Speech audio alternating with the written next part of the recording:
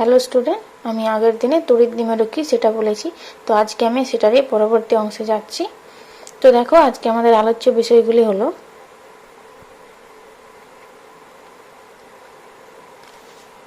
তো দেখো, প্রথমে যেটা নিয়ে আলোচনা করব যে field intensity at A point on the Axis of A dipole, অর্থাৎ দ্বিমেরুর অক্ষের উপর স্থিত কোনো বিন্দুতে ক্ষেত্র প্রাবল্য কত হবে। তাহলে প্রথমে আমরা দ্বিমেরুটা এঁকে নিই। মাইনাস কিউ প্লাস কিউ আধান পরস্পর থেকে ক্ষুদ্র দূরত্বে অবস্থিত আছে। মাইনাস কিউ প্লাস কিউ দূরত্বটা ধরে নিলাম আমি 12 দূরত্ব। তাহলে এর অক্ষের উপরে স্থিত, তাহলে অক্ষটাকে আমি একটু বাড়ালাম। অক্ষের উপরে ধরে নিলাম যে এখানে আমার পি বিন্দু আছে। পি বিন্দুতে ক্ষেত্র প্রাবল্য কত নির্ণয় করতে হবে। তাহলে তোমরা জানো ক্ষেত্র প্রাবল্য নির্ণয় করতে গেলে সেই বিন্দুতে আমাকে এখানে একক ধনাত্মক আধান আছে বলে কল্পনা করে নিতে হয়। তাহলে ধরে নিলাম এখানে একটা একক ধনাত্মক আধান আছে। এবার দেখো, এই দ্বিমেরুর মধ্যবর্তী অংশটাকে আমি ও দিয়ে চিহ্নিত করলাম।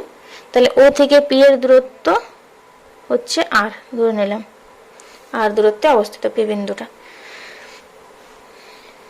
তাহলে এবার আমি পি বিন্দুতে ক্ষেত্র প্রাবল্য নির্ণয় করার জন্য আমাকে প্রথমে দেখতে হবে যে মাইনাস কিউ আধানের জন্য পি বিন্দুতে ক্ষেত্র প্রাবল্য কত হচ্ছে এবং প্লাস কিউ আধানের জন্য পি বিন্দুতে ক্ষেত্র প্রাবল্য কত হচ্ছে। তো মাইনাস কিউ আধানের জন্য পি বিন্দুতে ক্ষেত্র প্রাবল্যের দিকটা কোন দিকে হবে না, এখানে মাইনাস আধান এখানে ধনাত্মক আধানকে আকর্ষণ করবে, তাহলে দিকটা হয়ে যাবে পি থেকে ও এর দিকে। এর ক্ষেত্র প্রাবল্যটা ধরে নিলাম আমরা কত না E2। এরপর দেখো, প্লাস কিউ আধান পি বিন্দুর প্লাস আধানকে কি করবে, বিকর্ষণ করবে। তাহলে এর জন্য ক্ষেত্রফলটা কোন দিকে হয়ে যাবে না, এই বাইরের দিকে, ও থেকে পি এর দিকে। তাহলে এটা ধরে নিলাম ক্ষেত্র প্রাবল্য ধরে নিলাম, প্লাস কিউ আধানের জন্য ক্ষেত্র প্রাবল্য ধরে নিলাম E1।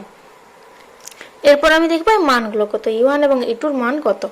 তাহলে দেখো, প্লাস কিউ আধানের জন্য যে ক্ষেত্র প্রাবল্য E1 সমান কত হবে না, আমরা কুলম্বের সূত্র লাগাবো। তো আমি প্রথমে বলে দিই, ধরে নিলাম যে এই দ্বিমেরুটা শূন্য মাধ্যমে অবস্থিত। তাহলে E1 ইকুয়ালস টু কত হবে না 1/4πε0 Q1 Q2 হয়। তাহলে কিউর জন্য প্লাস কিউর জন্য পি বিন্দুর ক্ষেত্র প্রাবল্য, তাহলে এখানে কত হবে, কিউ হবে। পি বিন্দুতে তো একক ধনাত্মক আধান অবস্থিত, তাহলে সেটা 1 হয়ে গেল।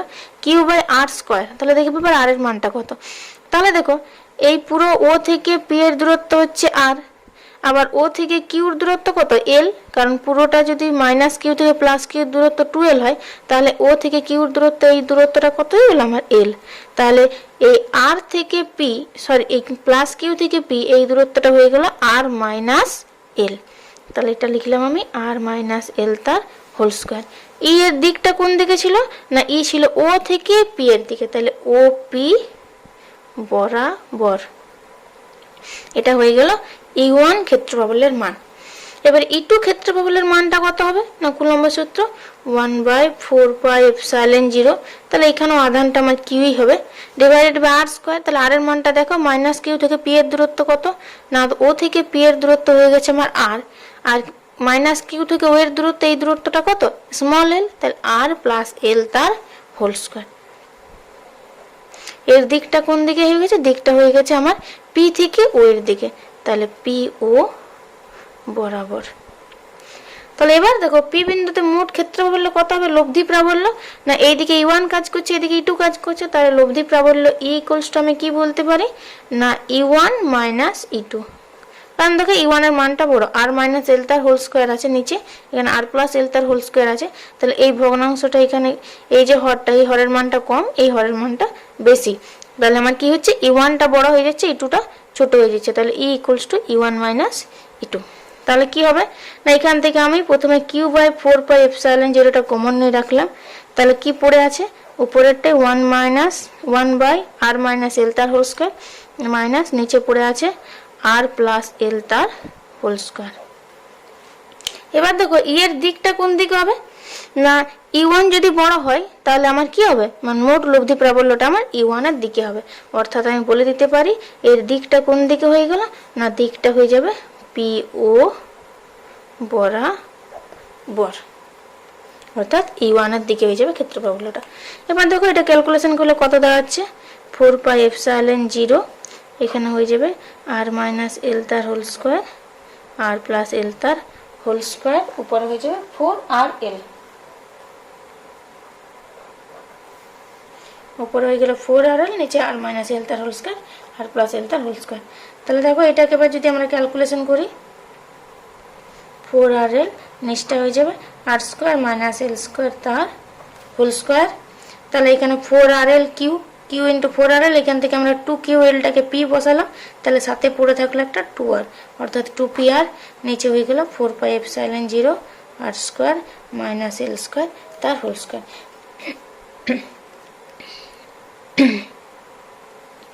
এবার দেখো এই যে আমরা যদি বিশেষ ক্ষেত্রে ধরে নিই যে এই যে আর ডিস্টেন্সটা এল এর থেকে অনেক বেশি, অর্থাৎ আর ভেরি ভেরি গ্রেটার দেন যদি এল হয়, তাহলে আমরা কি করতে পারি, এল স্কোয়ার টার্মটাকে আমরা নেগলেক্ট করতে পারি। তাহলে আমার কি চলে এলো, পুরো ক্যালকুলেশনটাতে আমার কি দাঁড়ালো না, ই ইকুয়ালস টু হয়ে গেল 2PR উপরে থাকলো, নিচে 4πε0, এল স্কোয়ার টার্মটাকে আমরা নেগলেক্ট করেছি, তাহলে কি চলে আসবে, এল স্কোয়ার টার্মকে নেগলেক্ট করলে আমার এখানে আর স্কোয়ার টু দি পাওয়ার 4, তাহলে ই ইকুয়ালস টু হয়ে যাবে 2P, নিচে 4πε0 আর Q, R R two the পাওয়ার 4 কাটা গেল। তাহলে দেখো 2P/4πε, এটা যদি ধ্রুবক ধরে নিই তাহলে ই প্রপোর্শনাল কত হয়ে গেল 1/r³।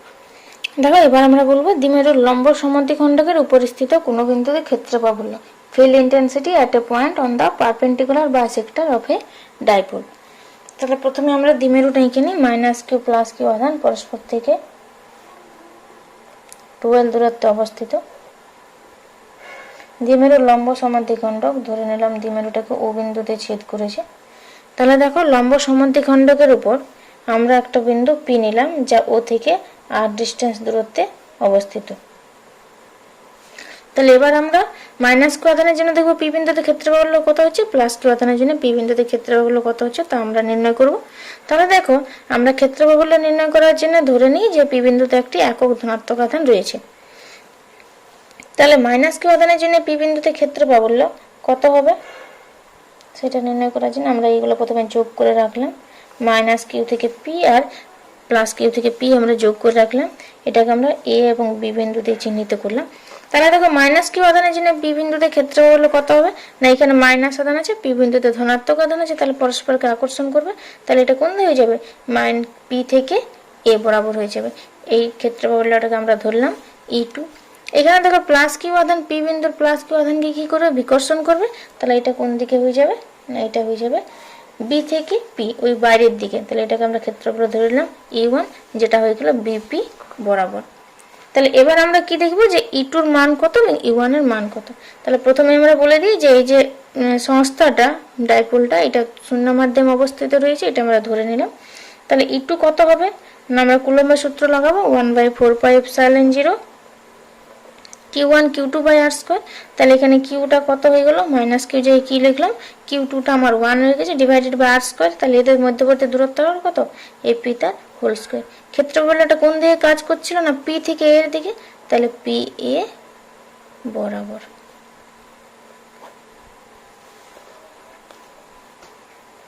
এরপর দেখো E2 এর মানটা কত হবে, সরি E1 এর মানটা কত হবে, 1/4πε0 Q1 Q2, তাহলে এখানে Q হবে, Q2 এর জায়গায় 1 /r², তাহলে এর দূরত্বটা কত, বিপি তার হোল স্কয়ার। এর দিকটা কোন দিকে না, এর দিকটা ওই বিপি বরাবরই বাইরের দিকে কাজ করছে, তাহলে বিপি বরাবর।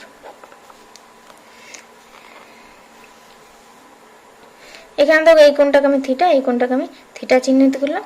এখানে দেখো E2 এবং E1 এই ক্ষেত্রফলের দুটির মান কিন্তু সমান, কারণ এখানে এপি এবং বিপি এই দূরত্ব দুটি সমান হওয়ার জন্য E2 এবং E1 এই যে ক্ষেত্রফলের দুটি কি হয়ে গেল, সমান হয়ে গেল।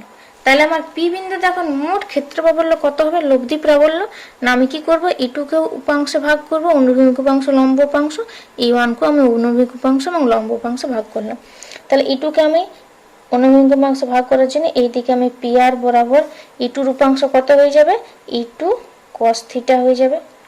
কারণ দেখো এইখানে যদি এই কোণটা যদি থিটা হয় তাহলে এই কোণটাকে আমি থিটা বলবো, কারণ দেখো এখানে এবি এর সাথে আর পি এটা সমান্তরাল এবং এই পি এটা ভেদ, তাহলে এই কোণটা থিটা হলে এই কোণটাও থিটা, তাহলে অনুভূমিক উপাংশের মানটা কত হয়ে গেল, E2 cos থিটা, E2 ক্ষেত্রফলের জন্য, এবং এই দিক বরাবর লম্ব উপাংশ কাজ করবে, এর মানটা কত হয়ে যাবে, E2 sin থিটা।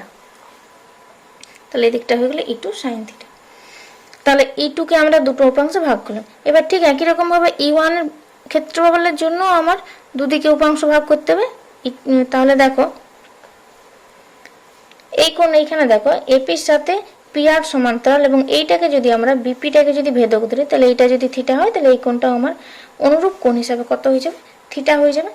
তাহলে এখন দেখো E1 কে আমি দুটো উপাংশে ভাগ করলাম, তাহলে এই বরাবর একটা অনুভূমিক উপাংশ কত মানটা হবে E1 sin থিটা, এবং এর লম্ব উপাংশটা এই বরাবর কাজ করবে পিটি বরাবর, তাহলে এটা হয়ে যাবে E1 এই উপাংশটা হয়ে যাবে E2 E1 cos থিটা।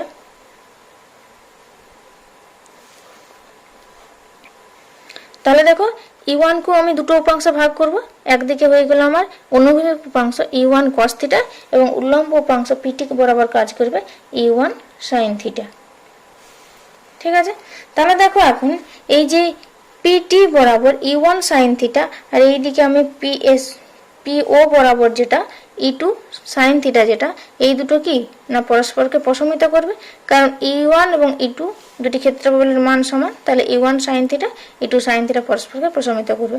তাহলে এই পি বিন্দুতে মোট ক্ষেত্র প্রাবল্য যেটা লব্ধি প্রাবল্য কোন দিকে কাজ করবে, পিআর বরাবর কাজ করবে। তাহলে মোট মানটা কত হয়ে যাবে E2 cos থিটা এবং E1 cos থিটার যে যোগফলটা সেটাই হয়ে যাবে পিআর বরাবর মোট ক্ষেত্র প্রাবল্য। তাহলে আমরা মোট ক্ষেত্র প্রাবল্য লব্ধি প্রাবল্য E = কি লিখতে পারি, E1 cos theta plus E2 cos theta.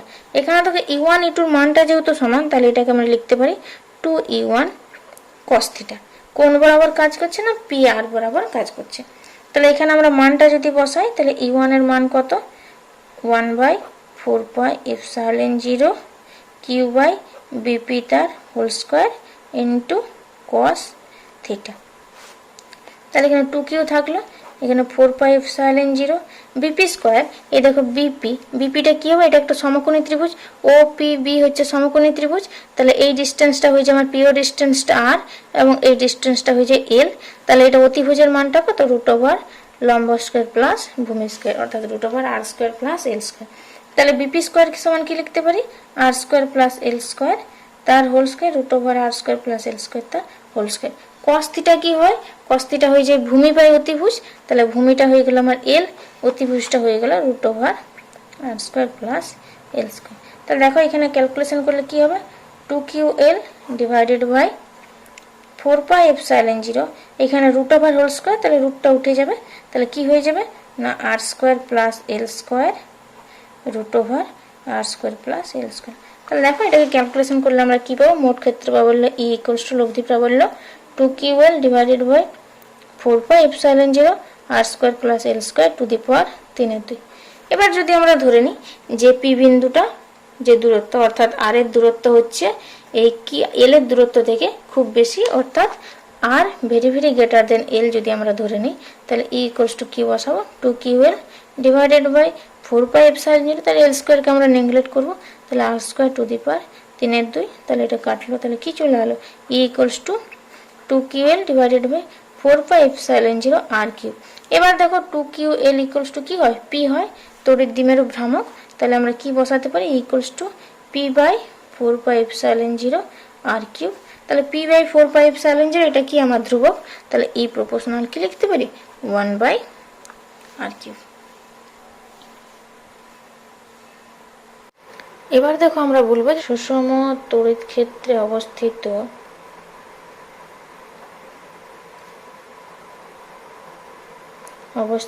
তড়িৎ দ্বিমেরুর উপর ক্রিয়াশীল টর্ক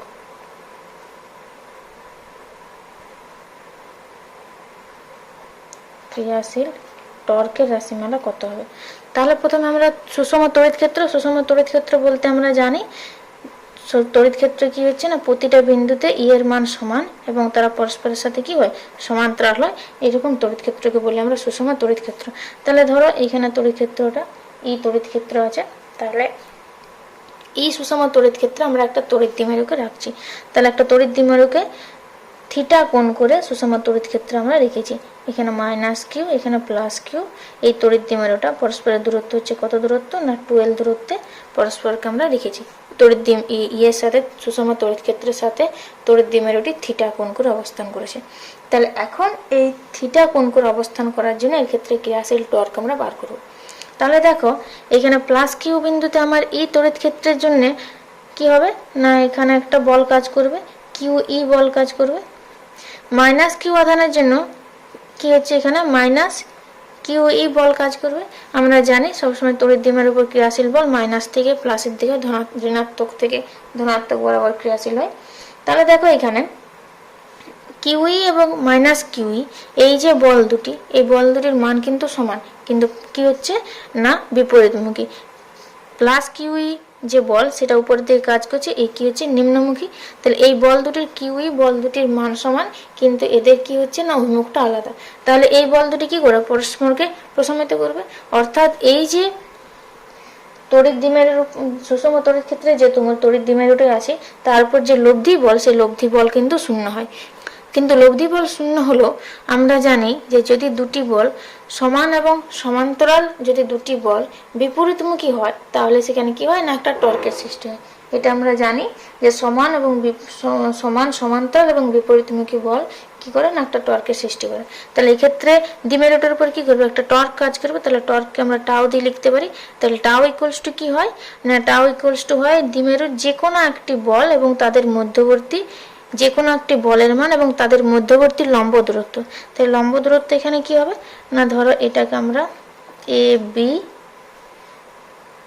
এটাকে আমরা সি নাম দিলাম। তাহলে এসি হয়ে যাবে এখন কি লম্ব দূরত্ব।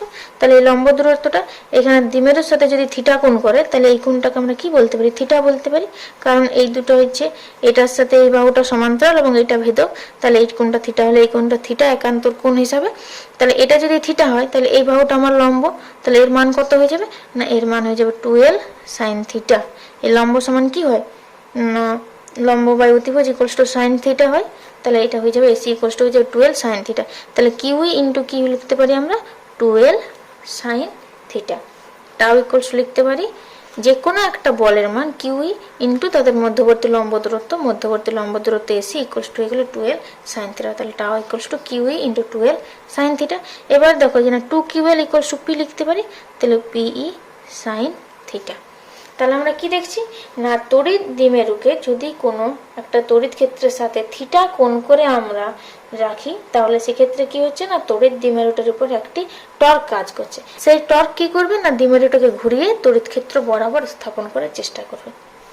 এই টর্ক মানে কি দ্বিমেরুটা কি করবে ঘোরাবে, ঘুরিয়ে এসে তড়িৎ ক্ষেত্র বরাবর স্থাপন করে চেষ্টা করবে। তাহলে টাও টর্কের মান ইকুয়ালস টু কি পেলাম পিই sin থিটা। তাহলে টাও টর্কের আমরা ভেক্টর রূপ লিখতে পারি এই যে E sin theta, A B sin theta equals to কি হয় এ ক্রস বি হয়। তাহলে টাও ইকুয়ালস টু কি লিখতে পারি পি ক্রস ই। এরপর দেখো এই দ্বিমেরুর জন্য যে টাও এর মানটা কখন সর্বাধিক হবে না যদি আমার থিটা ইকুয়ালস টু 90 ডিগ্রি হয়। থিটা 90 ডিগ্রি মানে কি এই দিক বরাবর তড়িৎ ই কাজ করছে, এর সাথে তড়িৎ দ্বিমেরুটাকে এই এবি তড়িৎ দ্বিমেরুটাকে যদি আমরা কি করি না লম্বভাবে স্থাপন করি, অর্থাৎ দ্বিমেরু বরাবর তড়িৎ দ্বিমেরুটাকে আমরা লম্বভাবে যদি স্থাপন করি তাহলে সেক্ষেত্রে আমার কি হচ্ছে না সর্বাধিক টর্ক কাজ করছে। সেক্ষেত্রে আমার সর্বাধিক টর্ক কাজ করবে। তাহলে থিটা ইকুয়ালস টু 90 ডিগ্রি হলে আমার কি হচ্ছে টাও ইকুয়ালস টু পিই, এখানে দেখো সাইন থিটা যে কত বসালাম সাইন 90, তাহলে সাইন 91, তাহলে tau equals to p E q E হয়ে যাবে। ঠিক আছে, সরি এটা পি সাইন থিটা, তাহলে টাও ইকুয়ালস টু হয়ে যাবে আমার পিই। যদি এর মানটা 1 হয় তাহলে টাও ইকুয়ালস টু পি হয়ে যাবে। এবার দেখো থিটা ইকুয়ালস টু যদি 0 ডিগ্রি বা 180 ডিগ্রি হয় তখন কি হবে না এখানে দেখো থিটার মানটা কত হবে যদি 0 হয় তাহলে sin 0 0, যদি 180 হয় তাহলেও 0, তাহলে কি হয়ে যাবে টাও ইকুয়ালস টু কত হয়ে যাবে 0 হয়ে যাবে। তাহলে সেক্ষেত্রে কি হচ্ছে না যদি তড়িৎ দ্বিমেরুর সাথে সমান্তরালভাবে থাকলে পরে কি হচ্ছে তড়িৎ দ্বিমেরুটি এই সুষম তড়িৎ ক্ষেত্রের সাথে যদি সমান্তরালভাবে থাকে তাহলে সেক্ষেত্রে কি হচ্ছে না কোনো টর্ক প্রযুক্ত হবে না।